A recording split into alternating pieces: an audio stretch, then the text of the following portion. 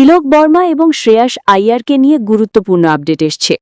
জি হ্যাঁ গাইজ, যেমনটা আপনারা সবাই জানেন, তিলক বর্মা বর্তমানে নিউজিল্যান্ডের বিরুদ্ধে চলা টি-20 সিরিজ খেলছেন না, কারণ তিনি এখনও নিজের ইনজুরি থেকে রিকভার করছেন।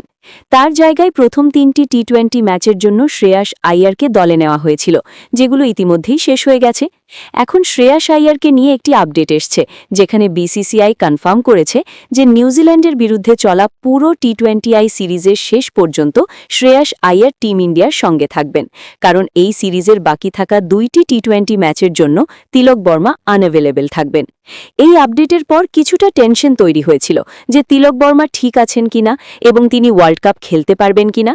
এরপর বিসিসিআই একটি প্রেস রিলিজ জারি করে জানিয়েছে যে শ্রেয়াস আইয়ার টি-20 সিরিজের শেষ পর্যন্ত দলের সঙ্গে থাকবেন। ভারতীয় ব্যাটার তিলক বর্মা আবার ফিজিক্যাল ট্রেনিং শুরু করেছেন এবং বিসিসিআই সেন্টার অফ এক্সেলেন্সে তার রিহ্যাবিলিটেশনে ধীরে ধীরে ভালো প্রগ্রেস করছেন। তবে পুরো ম্যাচ ফিটনেস ফিরে পেতে তার আরও কিছুটা সময় লাগবে। এই কারণেই তিনি চলতি টি-20 সিরিজ খেলতে পারেননি এবং শেষ 2টি ম্যাচেও তিনি উপলব্ধ থাকবেন না।